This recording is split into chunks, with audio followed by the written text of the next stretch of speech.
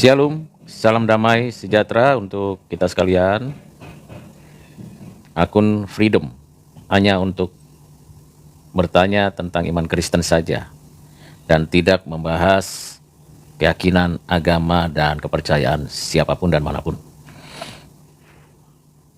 Nah, kalau kita mau membahas keyakinan iman Kristen, maka setiap penonton atau setiap orang yang mau belajarlah dengan rileks, bisa menjangkau semua pemikiran, baik pemikiran yang sederhana sampai pemikiran yang rumit, dan juga perlu mempersiapkan diri dengan waktu dan juga kesempatan untuk baca buku.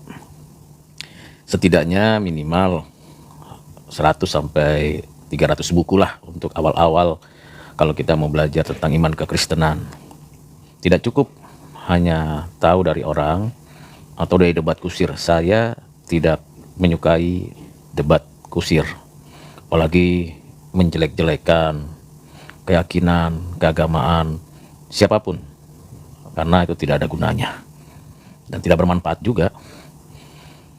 Mungkin ada yang bertanya tentang hubungan Kristen dengan budaya, dengan politik, dengan ekonomi, dengan manajemen, dengan bisnis, dengan arsitektur, desain interior, atau dengan beberapa bagian penting lainnya di dalam aspek kehidupan manusia. Silakan saja untuk ditanya, diberitahukan, diinformasikan. Mengapa saya perlu untuk ikut dalam TikTok ini? Karena begitu banyak live diskusi agama, politik, dan jualan. Ya, kebebasan setiap orang untuk membuat live. Ada yang memang untuk mendapatkan keuntungan, itu wajar. Cari koin, cari uang, itu biasa saja. Itu baik. Asalkan dalam diskusi, dalam obrolan, jangan sampai perkataan kita itu merusak hati nurani, menghancurkan peradaban, dan tidak memiliki kesehatan mental. Kita perlu membahas hal-hal yang relevan dalam konteks saat ini. Artinya, kita tidak membahas hal-hal yang hanya sesuatu masa lalu saja, cerita sejarah, yang mana kita sendiri bukan bagian dari pelaku sejarah. Kita hanya tahu dari buku, tahu dari kata orang, apakah benar, apakah sudah diuji kebenarannya, baik secara arkeologi, antropologi, biologi, dan pengujian-pengujian lain. Karena kalau hanya kata orang, katanya hasil penelitian orang, perlu diuji lagi. Itu kan di masa lalu. Nah, kalau di masa lalu, ya kita bisa lihat apakah di masa lalu itu yang nulis siapa. Misalnya cerita tentang orang Israel keluar dari tanah Mesir, dari tempat di mana orang Israel pernah tinggal dari 70 orang dalam waktu 430 tahun menjadi sekitar 2 juta orang di tanah Gosin. Nah, kita akan dengar, baca kisah itu. Nah, kita yakin tidak kisah itu benar ada. Dimulai dulu dari suatu presaposisi, yakin ada tidak cerita itu. Kalau nggak yakin, ya apapun yang dijelaskan dari kisah itu tidak menjadi bermanfaat bagi orang yang mendengar. Hanya bagaimana meyakininya? Ya, kita baca dulu keutuhan. Kisah itu siapa yang nulis? Yang menulis Musa. Musa itu siapa? Oh, dia orang Israel. Dari keturunan apa? Sukunya, suku Lewi. Suku Lewi yang mana? Dari Amran. Dan seterusnya. Kok bisa tahu? Ya tertulis. Apakah ada catatan non-biblika yang bisa membuktikannya? Ada. ada catatan arkeologi, ada catatan historis dari non-biblika, non-tulisan Alkitab. Tapi apakah bisa dibuktikan prasastinya, keterangan-keterangannya? Bisa dibuktikan, bisa dijelaskan. Nah itu namanya kita belajar dari situ. Lalu apa manfaatnya untuk kita sekarang? Kita bukan orang Israel, kita juga tidak mengerti bahasa Ibrani kuno, kita juga bukan orang yang bisa memahami konteks waktu itu, waktu orang Israel di Mesir, dan Mesir dulu kira-kira 1450-an tahun, atau bisa dikatakan sekitar 2000 tahun sebelum Masehi. Mesir itu ada di sana. Bagaimana kehidupan di sana? Nggak ada yang tahu, kecuali kita diberitahu dari penemuan arkeologi, tulisan-tulisan di zaman itu, dan komparasinya dengan apa yang terjadi di sekitar Mesir. Nah itu dia, hal-hal seperti itu mesti dibaca dulu, dibaca, dipelajari, dan itu butuh waktu. Bukan asal kita klaim, oh ini harusnya seperti ini, harusnya bicaranya begini. Itu kan perspektif kita saat ini, tapi perspektif Alkitab pada diri Alkitab itu bagaimana? Itu yang penting, yang perlu dimengerti. Jadi kalau Anda sekalian mau diskusi tentang hal-hal seperti itu, jangan berdebat kusir. Kalau berdebat kusir, ya nggak usah ikut akun ini, tinggalkan saja. Gitu. Enggak, ini kenapa, ini begini, saya akan jelaskan. Tapi kalau udah sampai keluar kata-kata yang cemar, yang najis, yang jahat, yang menghina, yang melecehkan siapapun, saya mau katakan bertobatlah dan jauh dari kita semua. Kenapa? Ya karena memang itu penting dalam kemanusiaan kita. Karena tiap orang punya sensus divinitas, kepekaan ilahi, kesadaran akan adanya yang ilahi. Kesadaran itu seperti apa? Ya tentunya bagian daripada keberadaan kita manusia. Itulah kesadaran itu. Dan apakah arah kesadaran itu benar? Tentunya tidak lagi, karena sudah melenceng, meleset. Dalam bahasa teologinya disebut amartia. Apa akibatnya? Ya, kita bisa temukan banyak agama, temukan banyak keyakinan. Di Alkitab dijelaskan itu. Jadi hal yang wajar dari sisi kemanusiaan kita meleset, melenceng, menghasilkan keyakinan keagamaan yang berbeda. Tetapi apakah itu benar? Jawaban Alkitab, tidak. Jawaban orang Kristen, ada di dalam Alkitab. Dibaca Alkitabnya, jangan comot-comot ayat. Kalau comot-comot ayat, itu bukan ajaran Alkitab. Harus utuh, lengkap teksnya, konteksnya, maknanya, lalu penerapan. Penerapan di zaman itu dan penerapan di zaman yang akan datang, di zaman sekarang. Mesti ada penerapannya. Jadi misalnya, di dalam perjanjian lama itu di awal itu ditulis pernikahan Adam dan Hawa. Siapa yang menjadi walinya? Keduanya, ya Tuhan Allah, Elohim, kalau dalam bahasa Ibraninya, yang diterjemahkan ke dalam bahasa Melayu kuno Allah, yang diterjemahkan dalam berbagai bahasa lain, misalnya God atau Lord dan sebagainya. Sudah banyak terjemahan Alkitab. Mengapa diterjemahkan Alkitab? Supaya manusia membaca. Mengapa perlu manusia membaca? Supaya manusia tahu. Begitu, sederhana kok. Enggak usah dibuat rumit, yang memang sederhana. Bisakah manusia bisa mengerti apa yang ada dalam tulisan Alkitab? Bisa. Karena memang Alkitab untuk manusia, bukan manusia itu memiliki pengetahuan, bisa seutuhnya mengenal Allah yang maha, the mighty God, gitu. Ndak. Jehovah debata siturusadai. Itu tidak mudah dimengerti, kecuali ada Roh Kudus yang bekerja di hati, ada hati yang mau belajar dan taat.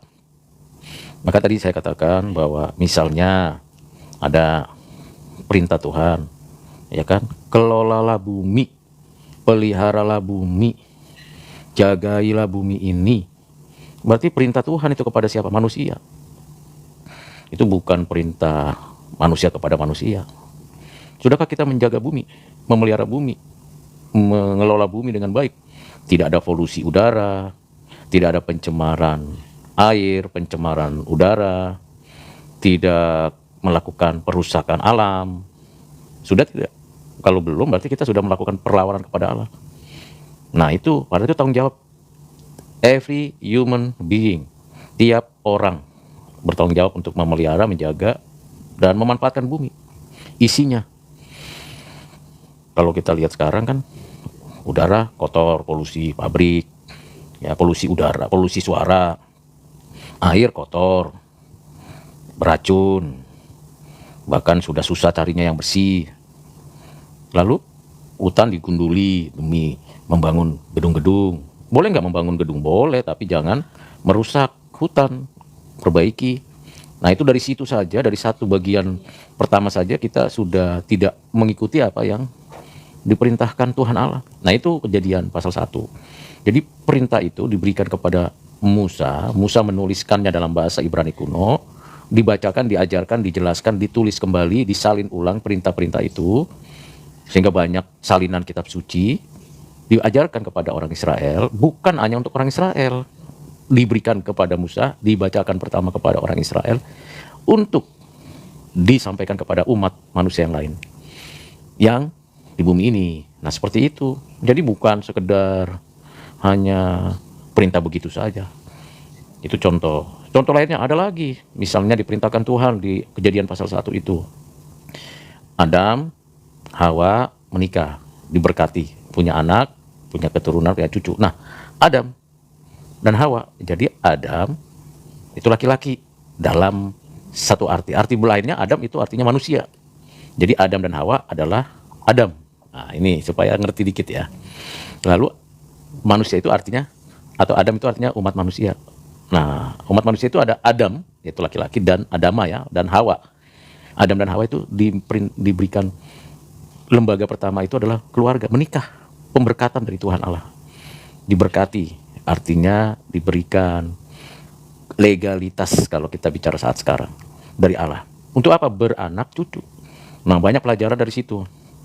Pelajaran pertama, menikah itu laki-laki dan perempuan. Jadi tidak boleh menikah laki-laki dengan laki-laki, laki-laki dengan perempuan-perempuan banyak. Tidak, laki-laki dan perempuan. Tidak boleh menikah perempuan dengan perempuan. Jadi hanya laki satu, perempuan satu. Yang kedua, Adam dan Hawa itu dewasa. Tuhan tidak menciptakan bayi Adam, Hawa, perempuan, bayi, perempuan, gitu tidak. Dewasa, sudah cukup waktunya untuk beranak cucu. Beranak cucu, Adam dan Hawa menikah, laki-laki dan perempuan. Istilah teologinya namanya monogami. Jadi tidak ada perintah Tuhan poligami lah, poliandri lah, kawin sejenis lah. Tidak ada. Yang ada adalah pernikahan monogami, laki-laki, perempuan, orang dewasa, seperti itu. Lalu untuk apa? Bukan untuk urusan seks. Yang benar memang ada seksnya, pasti Tuhan berikan seks karena memang untuk beranak cucu, tetapi bukan itu tujuannya. Tujuannya untuk beranak. Jadi pernikahan itu tidak boleh tidak punya anak, kecuali memang tidak diberikan Tuhan anak, mandul gitu ya. Yaitu rahasia Tuhan lah. Mengapa si A diberikan, yang lain tidak, itu rahasia Tuhan. Yang pasti ya seperti itu. Nah, sudah beranak cucu nih. Lalu bagaimana anak cucunya bisa mengelola bumi? Adam, Hawa punya anak-anak.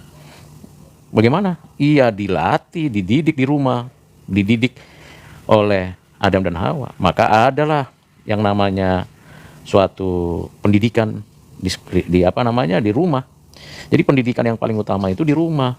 Mau pendidikan tentang diri, tentang keluarga, tentang masyarakat, tentang alam, tentang kerja, itu di rumah pendidikannya yang utama.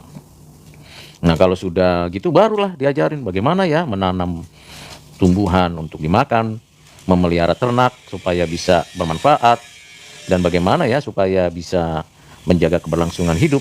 Nah itu diatur sedemikian rupa. Nah itu baru pasal pertama kitab Kejadian. Perintah Tuhan seperti itu. Luar biasa ya. Itu Alkitab. Nah itu diajarkan oleh Musa. Itu firman Tuhan yang ditulis oleh Musa. Di mana ditulis? Berdasarkan keyakinan Kristen ditulis sekitar tahun 1450 sebelum Masehi. Dalam bahasa apa? Ibrani kuno.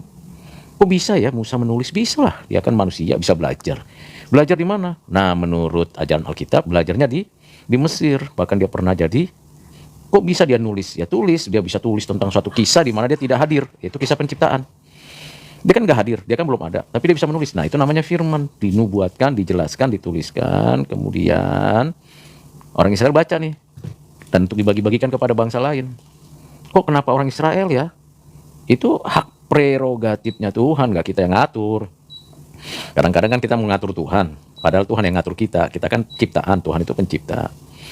Lalu kok bisa ya ditulis sedemikian rupa teratur? Iyalah, zaman dulu tuh udah banyak orang pintar, orang cerdas, orang bijak, orang yang luar biasa, banyak. Bukan seperti sekarang aja. Jadi begitu ditulis, diatur, dibacakan, dipelajari. Nah, itu menjadi prinsip bagi setiap orang untuk mengerti, ya. Nah, kalau kita baca itu, kita mengerti. Oh, berarti saya sebagai manusia punya tanggung jawab nih. 3 hal. Pertama, tanggung jawabnya adalah menikah. Yang kedua, tanggung jawabnya adalah memelihara, menjaga, menguasai bumi dengan baik supaya menjadi kehidupan kita sejahtera.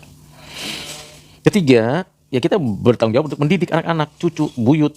Nah, untuk apa? Untuk bisa mengelola bumi dengan baik supaya sejahtera. Nah, seperti itu. Jadi, nah sekitar-sekitar itulah sampai nanti di kitab Wahyu dibaca. Banyak sekali yang kita bisa pelajari dari firman Tuhan dan kita bisa terapkan. Bagaimana caranya bercocok tanam yang baik? Apa yang pertama kali dilakukan? Tanah yang seperti apa yang kita bisa kelola? Bagaimana caranya supaya kita membuat rumah yang baik? Bagaimana caranya? Itu diajarkan di dalam ajaran Alkitab, prinsip-prinsipnya ya, pengaturannya. Jadi ada keteraturannya, ada keindahannya, ada kebaikannya, semuanya. Begitu. Kiranya penjelasan saya yang singkat ini menolong ya siapa saja yang mau belajar, monggo belajar dengan serius. Saya siap, saya bukan orang cerdas atau orang pintar, tapi saya tidak mau yang namanya debat. Nggak ada gunanya. Kalaupun kita menang, kalaupun kita bisa kotak-katik ayat dan sebagainya, so what? Mau apa? Nggak mengubah apa-apa kok. Tapi kalau kita punya prinsip, punya pengertian yang baik, yang benar, wah kita berjuang. Berjuang untuk apa? Lakukan yang baik, yang benar, yang adil, yang suci untuk orang lain. Untuk diri, jadi saksi, jadi berkat. Begitu. Sehingga kehadiran kita di bumi ini tidak hanya begitu saja lewat sia-sia, tidak. Kita harus bersama hidup sebagai manusia di bumi ini. Nah, bagaimana dengan kaitannya dengan politik dan sebagainya? Oh, kita bisa bahas, ceritakan, tanya saja. Ya, saya orang Kristen yang selalu menghargai pendapat, pemikiran yang baik dari siapa saja. Tapi saya tidak sangat suka dan sangat menolak orang yang menghina, melecehkan, merendahkan, meremehkan siapapun. Anda bisa saya hargai karena Anda menghargai saya. Seperti itu. Kalau Anda sudah melecehkan, meremehkan, merendahkan atau menganggap diri paling cerdas, paling hebat tentang kekristenan, monggo ceritakan. Siapa tahu saya bisa belajar dari Anda. Tetapi kalau Anda itu hanya mencari-cari, wah, itu tidak bagian saya. Walaupun saya banyak belajar agama ya, saya banyak belajar agama. Baik agama Islam, Buddha, Hindu, Konghucu, agama-agama suku saya belajar. Belajarnya bukan karbitan. Cuman untuk apa ya? Saya bahas-bahas keyakinan orang lain. Untuk cari menang, untuk merasa hebat, untuk mau menaklukkan orang lain. Tidak begitu hidup ini. Mau menaklukkan orang lain caranya berbuat baik sama orang lain. Kerjakan kebaikanmu sama orang lain. Begitu. Apa saja? Membagi makanan, beramal. Tapi prinsip-prinsip dasarnya mesti tahu. Begitu. Menyembah siapa? Nah, itu ajaran Alkitab. Jadi Alkitab kalau kita baca, pelajari secara utuh menyeluruh, teks, konteks, makna, aplikasi, itu pasti akan membawa kita suatu dorongan untuk bekerja keras, berkarya lebih baik, dan tidak sia-sia mengerjakannya. Tidak hanya sekedar cuap-cuap atau omong doang, tidak. Atau tugasnya hanya, ya begitu-begitu saja, tidak. Saya suka bertani, suka beternak, suka masak, suka nyuci, suka gosok, suka bantu orang. Apa saja yang bisa dikerjakan. Nggak ada duit, nggak ada yang gaji, tidak apa-apa. Cari lagi. Berkat itu turun kalau kita kerja keras. Kalau kita benar-benar mau mengerjakannya. Kalaupun kita susah, ya nggak apa-apa juga. Nggak perlu kita merasa risih kalau kita susah. Kita merasa susah Kalau lihat orang seneng, merasa seneng. Kalau lihat orang susah, ya nggak begitu. Prinsip kemanusiaan itu tidak seperti itu. Kita harus punya hidup yang bermartabat.